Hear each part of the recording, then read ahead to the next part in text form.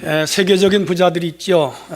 워렌 버핏이라든지 빌 게이츠, 제프 베조스라든지 마커 저크버그, 현재 우리 이 세계의 최고의 부자들입니다. 역사 속의 부자들도 있습니다. 우리가 아는데 록펠러 미국의, 그리고 카네기, 한국의 정주영, 이병철 이런 분들은 사실은 세계 부자에 비한 부자도 아니에요. 어마어마한 부자들이 많이 있습니다. 그런데 지나간 역사 속에, 그리고 현재 현존하는 부자들을 다 합해도 이 한 가문의 돈만 못한 부자가 있어요. 누군가 하면은 로스차일드 가문이라고 해요. 이 가문이 가진 돈은 20경입니다. 20경, 조가 아니고 18세기에 작은 가게로 시작을 했습니다. 그리고 점점 사업이 켜져서 금융사업, 철도산업, 철강산업, 건설사업에 투자했고요. 그리고 19세기 1900년대에는 미국의 록펠러하고 세계의 석유를 놓고 싸움을 할 정도로 큰 돈을 벌었고요. 그리고 그 세계 유통되는 현금의 45%가 이 가문의 돈이라고 그럴 정도였습니다. 근데 이 사람들이 돈을 버는데 조금 부정하게 많이 벌었어요. 어떻게 벌었는가 하면 주식시장을 이렇게 조정하기도 하고, 그리고 금융계를 조작하고 정략결혼도 했습니다. 그리고 그 1, 2차 세계대전 때는 영국이나 유럽의 국가들의 국채를 아주 싼 값에 사들여 가지고 전쟁이 끝난 후에 원값을 받고 팔아버려서 어마어마한 차익을 남겼죠. 20경이면 천문학적이라 계산이 안 될 거. 우리나라가 1년 예산이 얼마죠? 우리나라가 450조입니다. 그러면 1경은 만조예요. 만조. 그러니까 20경이면 우리나라가 450조를 1년에 쓴다면 우리나라가 250년간 이 돈을 써야 될 정도로 한 가문이 이렇게 돈을 많이 가졌어요. 상상이 가요, 안 가요? 안 가죠. 그런데 이 가문이 유태인이에요. 2차 세계대전이 끝나고 이스라엘이 독립할 때 이 가문이 돈을 밀어줬습니다. 그래서 오늘날 이스라엘이 될 수 있었고요. 그들이 세운 은행은 지금도 전 세계에 많이 있고 유럽을 거의 장악할 정도라고 그래요. 굉장한 부자이죠. 우리가 상상할 수 없는 그런 부자입니다. 그런데 이제 민주국가로 2차 대전 후에 세계 질서가 개편되면서 세금으로 많이 추징을 당하고 많이 약해졌지만 그래도 아직도 건실한 로스차일드 가문, 여러분 인터넷 치면 나오니까 한번 가서 보세요. 대단한 가문입니다. 자, 그런데 이 가정은 가문이죠. 한 사람이 아니고 가문인데 이 가문은 이렇게 돈을 많이 벌면서 좀 부정하게, 좀 어떤 때는 야비하게, 좀 돈을 번 내력이 좋지 않다, 그렇게 이제 정평이 나 있습니다. 그와는 반대로 정직하고 건설하게 돈을 번 세계적인 부자 중에 한 사람이 잘 아는 미국의 카네기입니다. 아일랜드에서 미국에 이민 온 사람이었고요. 금융업, 부동산, 주류 생산, 영화 제작 이런 거를 통해서 돈을 많이 벌었습니다. 그래서 이 가문은 세계적으로 명문 가문이죠. 그리고 돈을 많이 벌어도 욕먹지 않는 그런 가문 중에 하나입니다. 정직한 내력이 이 가문에 있다. 이렇게 두 가정을 대칭 비교해 봤습니다. 한 가문은 부정한 내력이 있고 한 가정은 정직한 내력이 있다 하는 거죠. 돈을 벌어도 칭찬받고 존경받으면서 벌어서 잘 쓰는 사람이 있는가? 욕을 먹고 손가락질 당하면서 사는 사람이 있죠. 근데 그 결과도 상당히 다르게 납니다. 오늘 어버이 주일입니다. 제가 어버이 주일 설교를 하도 많이 해서 오늘은 가정의 주일이긴 하지만 어버이 효도에 대해 약간 비켜가서 오늘 주제는 축복받는 가정의 내력이를 라는 주제로 본문을 가지고 같이 생각할 때 은혜 받는 성도들이 되어지시기를 바랍니다. 축복받는 가정의 내력이 뭐냐? 첫째는 예배가 내력인 가정이 복을 받더라 하는 거예요. 오늘 본문을 보시면 소제목이 있어요. 성전에 올라가는 노래. 같이 합시다. 성전에 올라가는 노래. 이스라엘 백성들은 성전에 올라가면서 1년에 절기가 3개죠. 사절기, 오제사잖아요. 절기에 올라갈 때마다 하나님 앞에 제사했고 예배를 드렸습니다. 그래서 이스라엘 민족을 예배 민족이라 그럽니다. 철저하게 예배 민족이에요. 예배를 떠나서는 생각할 수 없는 민족이죠. 근데 그 조상적부터 그래요.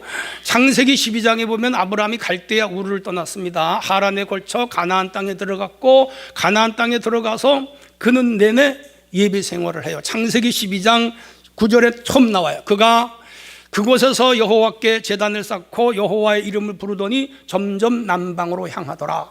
예배했어요. 그리고 아들 이삭도 가는 곳마다 예배했어요. 근데 그의 손자 야곱은 한술 더 떠서 철저하게 예배자로 삽니다. 3대가 온전히 예배자예요. 아, 하나님은 그래서 축복했구나. 예배자와 예배하는 가정을 복을 주심을 기억하시기를 바랍니다. 이스라엘의 애굽에서 나와 광야 40년 생활하는데 시내산에 와서 하나님 제일 먼저 가르쳐 준 게 뭐예요? 계명과 율법도 율법이지만은 예배하는 걸 가르쳐 줬어요. 그래서 성막을 짓게 하고 성막에서 그 제도를 따라 철저하게 제사하게 했고, 가나안 땅에 들어가서는 성전을 짓고 예배하게 했죠. 야, 대단한 민족이에요. 그래서 이 민족적으로 이 나라는 예배하는 민족이에요. 그들의 예배는 이제 절기도 절기지만 안식일을 잘 지켰습니다. 그러니까 신구약 중간기에 형성된 철저한 신학 사상인데, 물론 십계명의 안식일을 지키라고 그랬지만은 안식일을 잘 지켰어요. 오늘 우리로 말하면 주일 개념이에요. 그들이 얼마나 그 안식일 예배를 잘 지키는가 하면 1967년에 시리아와 요르단과 이집트 3개국이 이스라엘을 공격했습니다. 우리 요일로 일요일 날 공격을 했어요. 자, 그런데 6일 만에 이 전쟁을 끝내요. 왜? 7일째 되는 안식일에는 총을 못 쏴요. 포를 쏘면 안 돼. 전쟁을 하면 안 돼. 그래서 6일 만에 전쟁을 끝내고 7일째는 안식일 지키려고 그 전쟁을 목숨을 걸고 군인들이 싸워가지고 세계적인 전투사죠. 6일 만에 전쟁이 끝났어요. 이유는 하나예요. 왜? 예배 드리려고. 따라합니다. 예배 드리려고.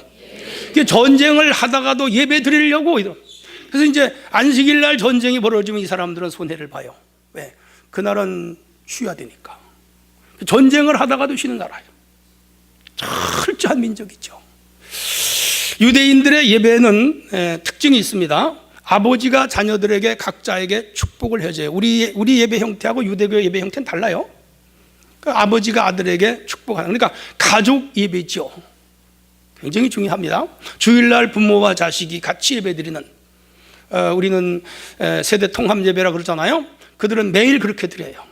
반드시 아버지가 축복 기도합니다. 그 다음 평화를 기원하는 찬송을 부르면, 그 나라는 평화가 없는 나라예요. 예루살렘, 예루가 올라가다 살렘이 평화잖아요. 그만큼 수도를 평화를 사모하는 이름을 지은 거죠. 그 정도로 그 땅에는 평화가 없어요. 지금도 그렇잖아요. 그래서 평화를 기원하는 찬송. 그 다음에 잠언 31장 10절에 31절을 부르는데 어머니를 기쁘게 하는 노래예요. 그러니까 예배가 아버지한테 축복 기도 받고 어머니를 기쁘게 해주고 굉장히 패밀리틱하죠. 그 다음 포도주를 마셔서 몸을 성결하게 하고 깨끗하게 하는 거예요. 그리고 손을 씻어요. 정결 예식이죠. 그 다음 그 손으로 떡을 떼서 나눠 먹어요. 교제죠. 헬로십 코이노니아가 있는 거예요. 그 다음 식사 중에 토라를 읽어요. 율법서예요. 창세기, 출애굽기, 레위기, 민수기, 신명기. 그리고 나서 식사 후에 감사 찬송을 불러요. 그러니까 예배가 같이 음식을 먹는데 2시간 걸려요. 2시간. 그리고 후식을 먹고 그들의 전통적인 찬송을 마지막에 부르는 이런 형태로 안식일마다 어디에서? 유대인 회당에서, 수나고게에서 예배를 드립니다.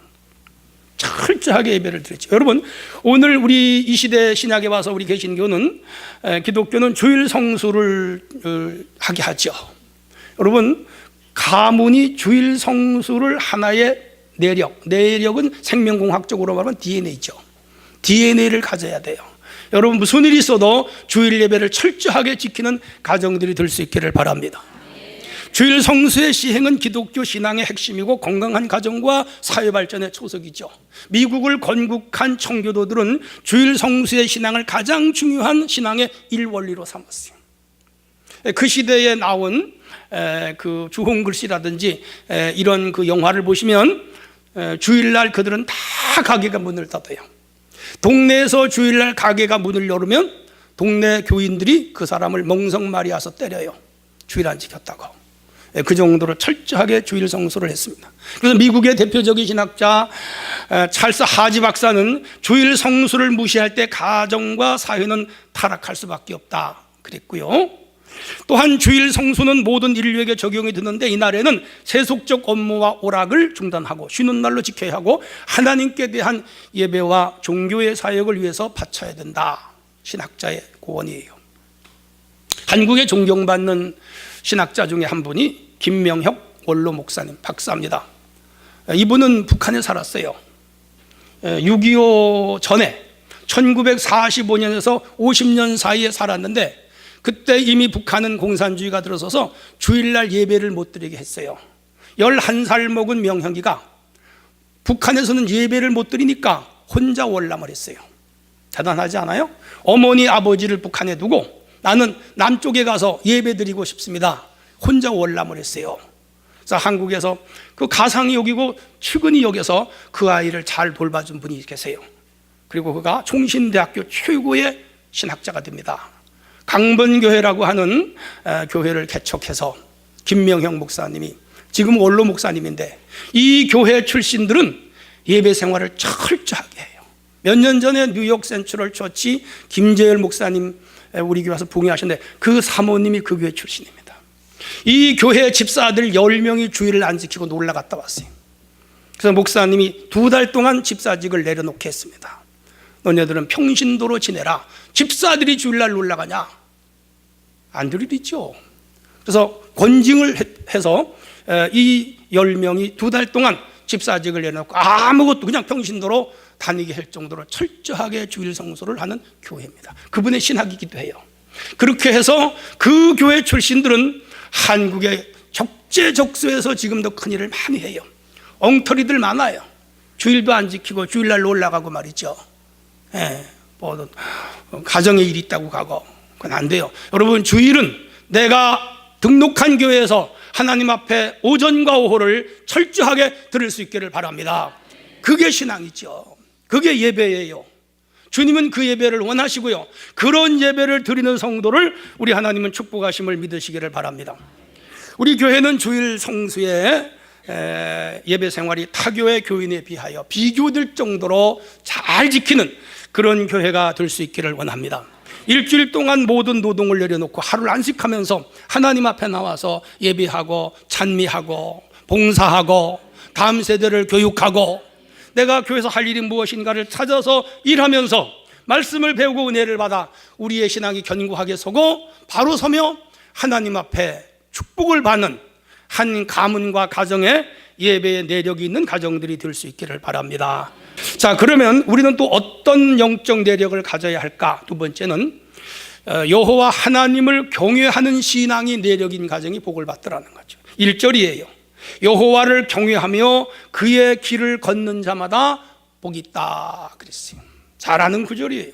여기 히브리어로 경외는 아르아, 존경과 두려움, 하나님을 경외하라. 경외하는 것은 하나님을 사랑하고 하나님께 순종하는 것을 경외라 그래요. 그는 하나님의 부르심에 즉각, 누가? 아브라함이 갈대아 우르 본토 친척 아비집을 떠나라 할 때 즉각 떠났어요. 100살에 얻은 아들 이삭을 모리아 산에 가서 드려라. 즉각 순종해요. 밤에 명령을 받고 아침에 일어나가요. 순종이죠. 그 순종은 경외신앙에 근거하는 거죠. 자, 그래서 그 아들 이삭을 하나님께 묶어 드릴 때, 죽여 드리려고 할 때 하나님께서 그에게 급히 멈추게 하고 양을 잡아 드리게 했으며 그에게 합격 카드를 주죠. 너 합격했다. 내가 나를 사랑하는 줄 이제 알았다. 그가 하나님 경외신앙에 최종 합격하는 날이 바로 창세기 22장 12절이에요. 오늘 우리가 여호와를 경외함에 있어 아브라함같이 주님께 순종하고 주님을 따르고 주님을 높이고 주님 앞에 충성을 다하는 성도가 되어질 수 있기를 바랍니다. 아브라함 가문에 하나님을 경외하는 신앙에 소위 DNA가 흘렀는데 이삭도 그래요. 애굽으로 피란을 가는데 하나님이 가지 말고 그랄 지역에서 여기서 농사 지어라. 즉각 순종하고 그 땅에서 농사를 지어 그의 100배로 축복을 받아요. 이야. 그리고 그의 아들인 또 야곱도 마찬가지입니다. 하나님을 어딜 가든지 경외하고 하나님 중심으로 하나님을 예배하고 하나님을 경외하고 하나님께 순종하며 살았는데 그가 훗날 큰 거부가 되어 고향으로 돌아오죠. 참 대단한 집안이에요. 오늘 우리 수중앙교회 성도들 가정들이 하나님을 예배함과 동시에 하나님을 경외하는 그 신앙의 내력이 여러분 가정에 흘러내려가기를 주님의 이름으로 부탁합니다. 그러면 여기 경외하는 자들에게 주시는 축복이 있더라고요. 엄청나게 많아요. 다 제가 찾아내다가 중요한 부분만 몇 개 소개하면, 여호와를 경외하면 복을 받는데 손이 하는 일이 복을 받아요. 2절에 보시면 나와요. 내 손이 수고한 대로 먹을 것이라.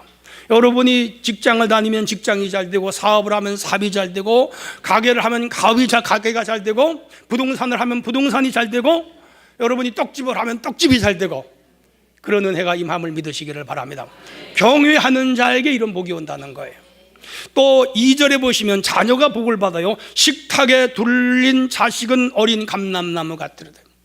제가 수시고가 있어요. 축복의 가정들, 물된 동산, 무성한 가지가 다 물넘는 거, 궁전의 식양대로 다듬은 아름다운 모퉁이 떨, 어린 감람나무, 무성한 올리브나무, 다 복이죠. 여러분 가정과 자녀들이 이렇게 번성하고 뻗어갈 수 있기를 바랍니다. 여러분의 남편들이 하는 일이 잘 되기를 바랍니다. 여러분의 아내는 결실한 포도송이처럼 그 가정을 잘 지켜내는 현숙한 여인이 될 줄로 믿습니다. 누구에게? 경외하는 자들에게. 이 신앙이 여러분들 가정에 내력이 되기를 바랍니다. 또한 자녀가 복을 받을 뿐 아니라 가정이 복을 받습니다. 그리고 네 번째는 5절에 보면 영적인 복을 받는데 내 시온에서 내게 복을 주실 것이라. 우리가 영권, 인권, 육권, 물권 그런 거 말하잖아요. 영적인 복이 와야 물질의 복이 오고, 영적인 복이 와야 건강의 복이 오고, 영적인 복이 와야 관계의 복이 오고, 영적인 복이 와야 자녀들에게 복이 오고, 영적인 복이 와야 우리의 이상을 높여주시고, 영적인 복이 와야 우리들 후손 중에서 유명한 사람도 나오게 되는 줄을 믿으시기를 바랍니다. 다 영권과 관계가 있어요. 여호와를 경외하는 자들에게 이런 영적인 복이 임하게 될 줄로 믿습니다. 6절에 보면 여호와를 경외하는 자들에게 국가가 복을 받아요. 이스라엘의 번영을 보며 어떻게 할 때? 경외할 때. 대한민국이 잘 되는 비결은 정치도 잘하고 경제인들도 잘하고 교육계도 잘하고 군인들도 국가를 지키는 거 맞아요. 그런데 하나님이 이 나라를 지켜주셔야 되고, 적어도 우리 한국교회가 하나님을 경외하는 신앙으로 바라설 때 우리나라 우리 민족이 복을 받게 될 줄로 믿습니다. 그 다음 6제는 부족함이 없게 복을 주는데, 시편 34편 9절에 여호와를 경외하라. 그를 경외하는 자에게는 따라하십니다. 부족함이 없으리로다. 우리가 늘 모자라서 문제잖아. 아이고, 목사님 돈이 없어서 큰일 났어요. 목사님 건강이 모자라요. 목사님 조금 힘이 모자라요. 여러분, 하나님을 경외하면 모자람이 없도록 하나님이 채워주실 줄 믿으시기를 바랍니다. 또 하나는 재앙을 만나지 않게 한다 그랬어요. 잠언 19장 23절에 여호와를 경외하라. 그를 경외하는 자에게, 하나님 경외하면 재앙이 미치지 않는다 그래서 재앙이 오질 않아요. 여호와를 경외함으로 여러분 가정을 질병으로부터, 환난으로부터, 고난으로부터, 전쟁으로부터, 위기로부터 지켜주심을 믿으시기를 바랍니다. 모든 행사가 복을 받는데 전도서 8장 12절에 여호와를 경외하면 그 모든 행사, 하는 일이 잘 된다. 또 하나 있어요. 재물이 복을 받는데 잠언 22장 4절에 겸손과 여호와를 경외함의 보상은 재물과 영광이니라. 그러니까 우리가 아무리 애쓰고 힘써도 재물이 모일 듯 빠져나가요. 모아 놓았는데 다 없어져요. 여호와를 경외하는 자들에게 채워주시고 동시에 그 재물이 보존되도록 우리 하나님이 지켜주심을 믿으시기를 바랍니다. 옛날 일이에요. 어떤 사람이 남의 집 양파 100개를 훔쳤어요. 그만 붙잡혔어요. 벌을 받아야지. 3가지 벌을 내렸어요. 그 중에 하나를 선택해라. 첫째는 매 100대 맞기, 두 번째 양파 100개 먹기, 세 번째 10만 양 벌금 내기. 근데 이 사람이 머리를 굴렸어요. 양파 100개를 먹으면 매도 안 맞고 돈도 안 낼 것 같아. 그래서 그냥 먹자. 10개를 먹었는데 매워가지고 죽을 것 같아. 배가 막 아파 뒤틀려. 그래도 맞지 않고 돈 안 낼 먹어야지. 또 10개를 더 먹었어요. 야, 진짜 죽는 것 같아. 포기. 못 먹겠습니다. 그럼 어떻게 할래? 매 맞겠습니다. 그래서 10대를 맞아서 죽을 것 같아. 엉덩이가 터지고 피가 나고. 그래도 참았죠. 10대 또 맞았어. 20대. 100대를 맞으려면 까맣잖아요. 도저히 못 맞겠다고 포기했어요. 그 어떻게 해야 돼요? 벌금 10만 냥 냈죠. 처음에 아예 벌금 10만 냥 냈으면 먹지도 않고 맞지도 않는데 머리 쓰다가 양파 10개 먹고 매 20대 맞고 돈은 10만 원 내고 다시 원점으로 돌아왔죠. 뭘 말하자는 거예요? 처음부터 순종하고 경외하면 복을 받아요. 할렐루야. 신앙은 처음부터 바로 서야 돼요.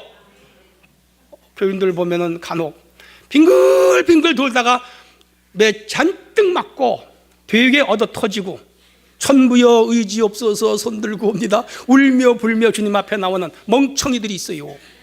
우리 교회에 있는 게 아니고.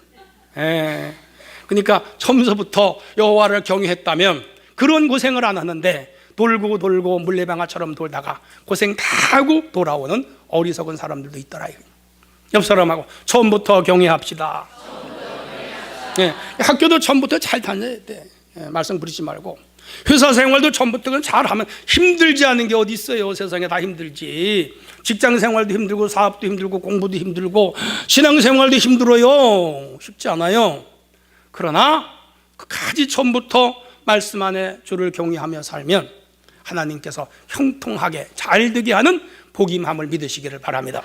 가정에 이런 내력을 갖자 이 말, DNA가 있자 이 말이에요. 여러분, 여호와를 경외하는 신앙의 DNA와 이 내력이 있는 가정들이 되어주시기를 바랍니다. 또 어떤 내력을 가진 가정이 복이 있는가? 마지막 세 번째, 노동, 성실히 내력인 가정이 복을 받더라는 거예요. 오늘 2절이에요. 내 손이 수고한 대로 먹을 것이라 내가 복되고 형통하리로다 그랬어요. 중요합니다. 우리나라는 비교적 열심히 일해요. 아주 부지런한 분이 굉장히 많아요. 잘 사는 거죠. 우리 하나님은 일하는 분이죠.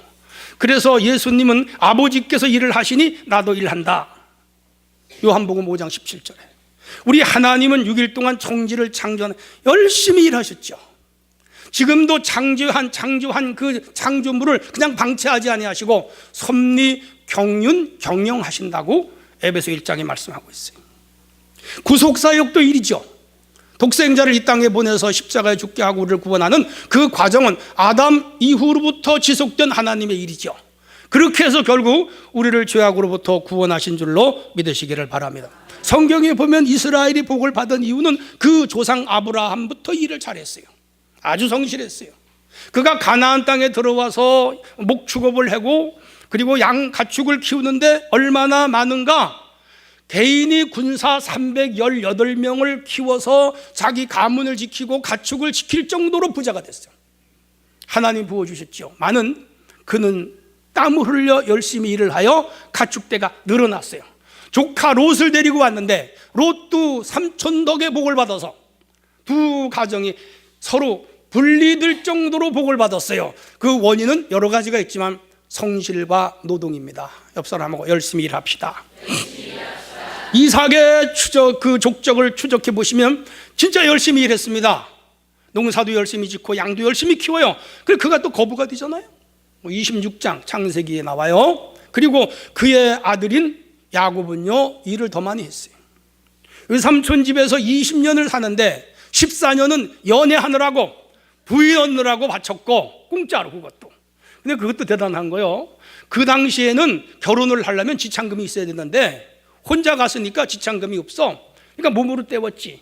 그래서 아내 둘을 넣었는데 여종 둘까지 덩달아 4명이야 아이들.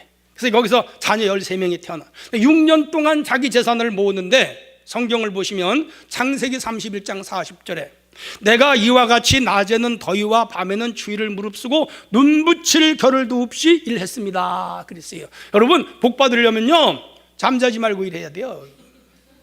주 52시간 입어요. 더 해야 돼요. 더 해야 돼. 그건 세상 사람들이 하는 거고, 그 사람들이 52시간 하면 우리는 80시간 일을 해야 돼. 아멘도 안 하시지. 아멘 사람 본받아. 아멘 한 사람.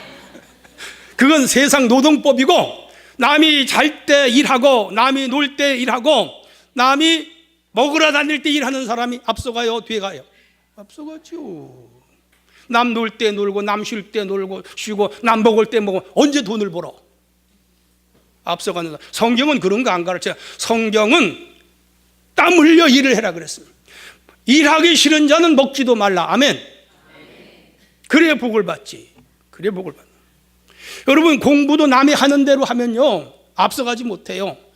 친구가 5시간 하면 나는 6시간 해야지. 그 아이가 6시간 해, 난 7시간 해야지. 그가 10시간 했다, 난 12시간 해야지. 그래야 뭐 좀 앞서가지. 똑같이 해봐요.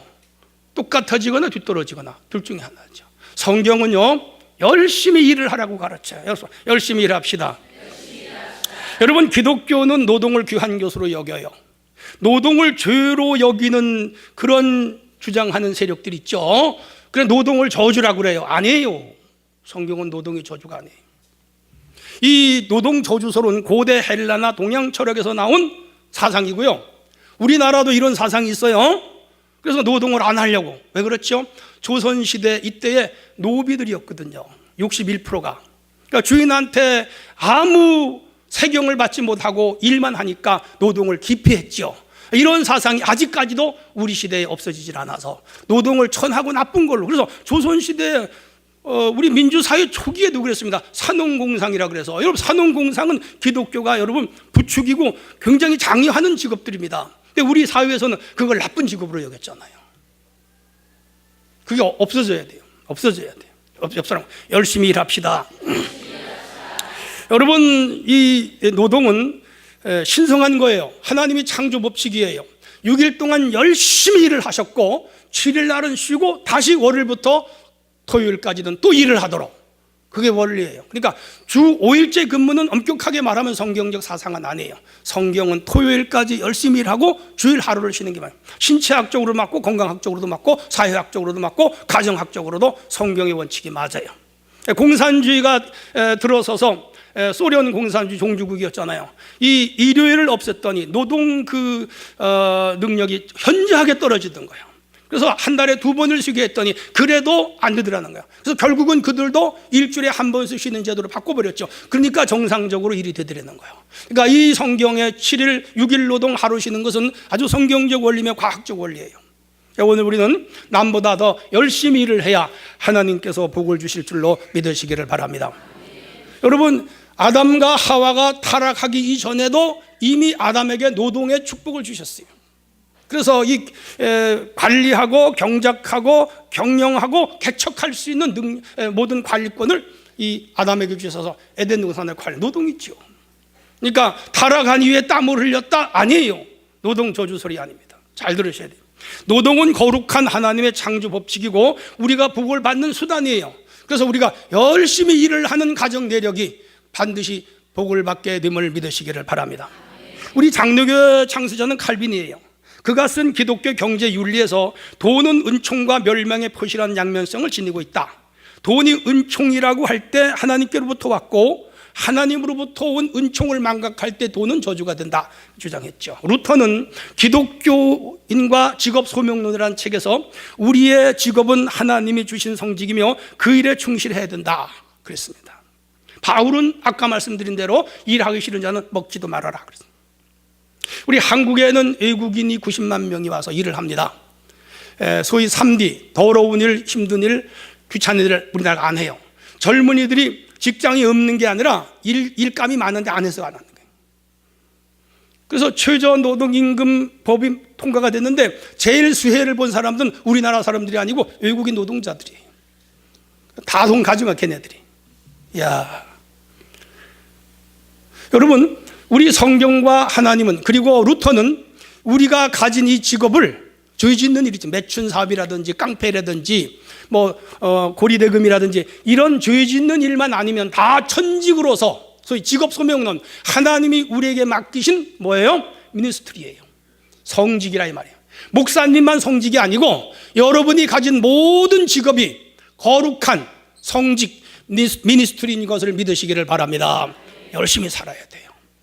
청소부는 청소를 열심히 하고, 국 요리사는 요리를 열심히 하고, 또 상업인들은 열심히 장사하고, 공무원은 열심히 공직에 일하고, 선생님은 열심히 티칭하고, 그렇게 해서 우리 사회가 열심히 일을 할 때 하나님의 축복이 차고 넘치게 될 줄로 믿으시기를 바랍니다.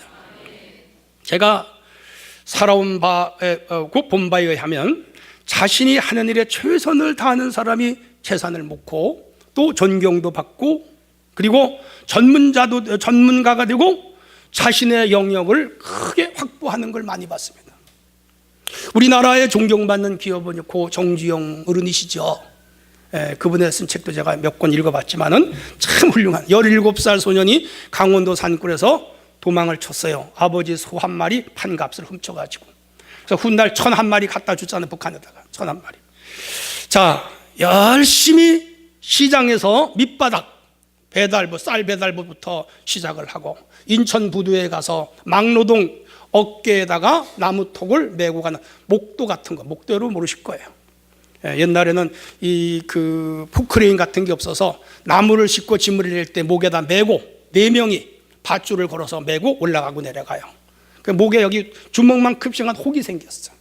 그걸 하면서 돈을 벌었습니다. 그렇게 해서 현대를 만들고 현대 가문을 일으켰죠. 그분은 기독교인은 아니에요. 그런데 이 기독교가 말하는 자본주의 경제 원리를 철저하게 지킨 사람입니다. 그래서 부자가 됐죠.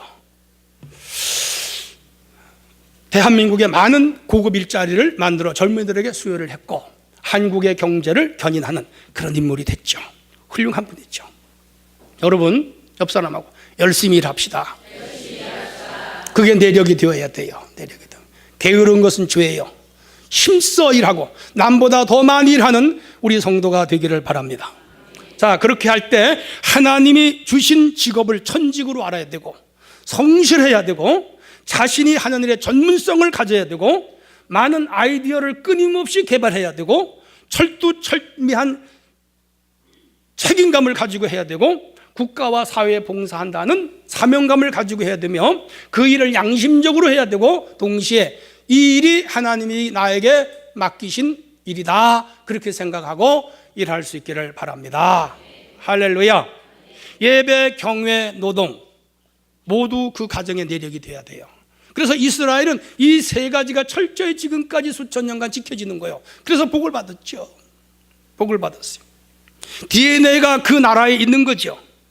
여러분, 우리들 가정들마다 이런 내력이 있기를 바랍니다.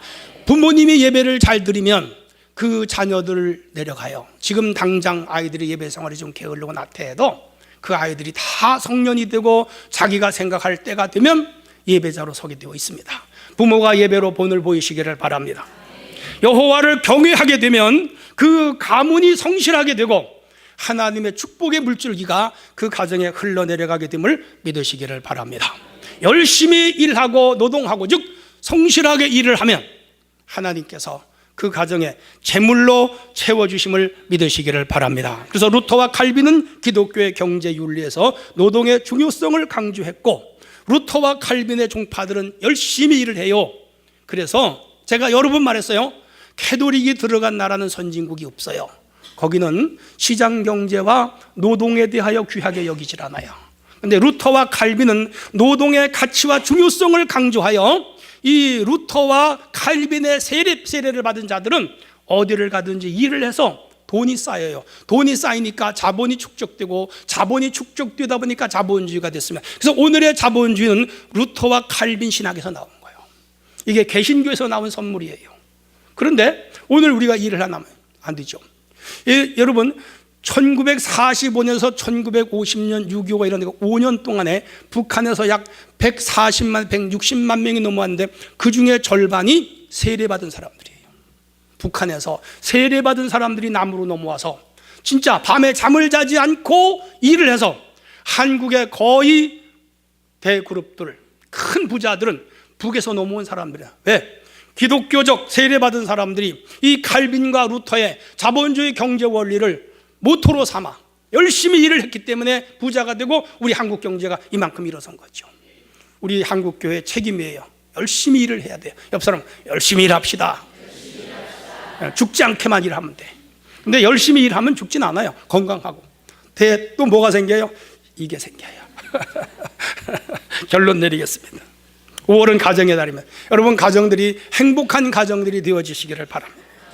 복을 누리는 가정들이 되시기를 바랍니다. 오늘 128편 3가지 내력. 첫째가 뭐예요? 예배예요. 철저한 예배주의자들이 되시고 주일날 놀러가지 마세요. 교회 와서 예배 드리세요.